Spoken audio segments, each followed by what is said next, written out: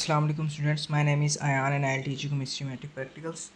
सो student, मैंने पिछले lecture के अंदर आपको केमिस्ट्री के 9th क्लास के मोस्ट इंपॉर्टेंट प्रैक्टिकल्स करवा दिए थे।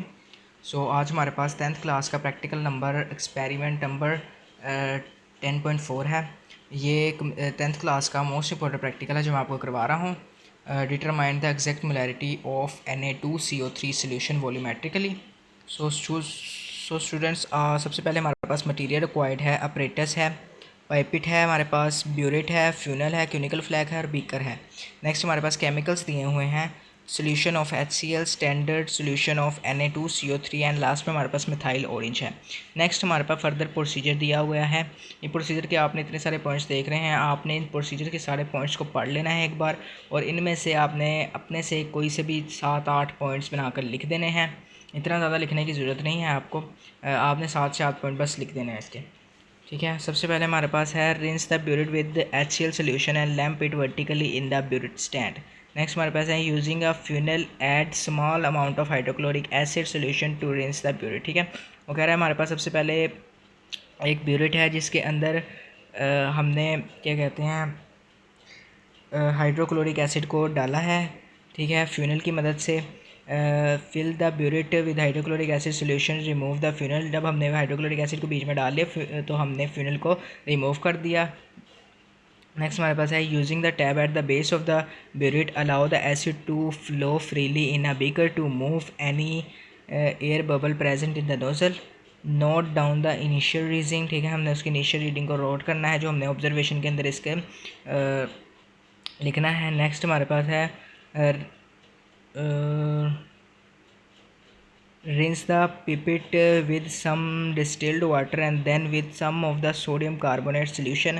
Next हमारे पास है rinse the conical flake with distilled water only, pipette out 10 centimeter cube of the given sodium carbonate solution into the clean conical flake, then add 2 to 3 drops of the methyl orange indicator। ये सारे points बहुत आसान है, हमने सारा procedure जिस तरह से हमने परफॉर्म करना है ये सारी चीज़ें इसी तरह से तरतीब से लिखी हुई हैं। हम आगे पढ़ते हैं। यहाँ पे हमारे पास केमिकल रिएक्शन दिया गया है सोडियम कार्बोनेट का Na2CO3 2HCl, तो हमारे पास साल्ट बन गया 2NaCl plus H2O plus carbon dioxide और वाटर बन गया हमारे पास साल्ट के साथ। ठीक है, नेक्स्ट हमारे पास ये ऑब्जर्वेशन लिखी हुई है जो हमने ऊपर से ली थी अपने प्रोसीजर के अंदर से। Final reading, initial reading volume of the acid use centimetre cube. ठीक है, रफ रीडिंग हमने लिखनी है एक्स और वाई की, और हमने लास्ट में उन्हें क्या कर देना है, सब्ट्रैक्ट कर देना है एक दूसरे से। 1 2 3 1 2 3 हमारे पास दिए गए हैं। ठीक है, तो सबसे पर हमारे पास 10 है, फिर हमारे पास 10 है, फिर हमने उसके अंदर 0 है वाई। ठीक है, फाइनल रीडिंग हमारे पास 10 थी और इनिशियल रीडिंग हमारे पास 0 थी, और लास्ट पे हमारे पास हमने जब इन दोनों को सब्ट्रैक्ट किया तो हमारे पास 10 आंसर आ गया। फिर हमारे पास जो 2 थी हमारे पास 20 थी और 10 थी तो आंसर 10 आ गया। फिर हमारे पास 30 20 थी, फिर आंसर हमारे पास 10 आ गया। ठीक है, नेक्स्ट हमारे पास यहाँ पे लिखा गया है mean volume 10.0 centimetre cube, volume of HCl solution use 10 centimetre cube. Next हमारे पास है क्वेश्चन, हमारे पास कैलकुलेशन जो हमने अपनी फाइंड करनी है, ये मोस्ट इंपॉर्टेंट है। ठीक है, find out the molarity of Na2CO3 solution by using the following molarity equation. Base हमारे पास M1V1 और N1 है, और एसिड हमारे पास है M2V2 और N2। नेक्स्ट हमारे पास M1 is equal to M2V2 over N2। ठीक है, N1 और V1, यहाँ पे ये M1 था, हमने M1 की वैल्यू फाइंड करनी थी तो N2 और V1 उधर चला गया।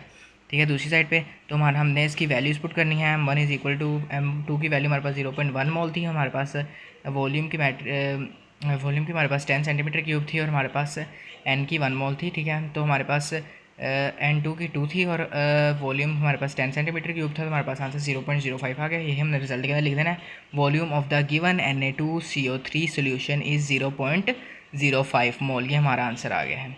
सो स्टूडेंट्स, ये मैंने आपको प्रैक्टिकल करवा दिया है 10th क्लास का मोस्ट इंपॉर्टेंट, और हम अपने नेक्स्ट लेक्चर्स के अंदर मैं आपको जल्द सारे प्रैक्टिकल करवा दूंगा। आपने ये सारे प्रैक्टिकल अच्छे से करते जाना है और याद करते जाना है ताकि हमारे प्रैक्टिकल्स अच्छे से हो जाएं।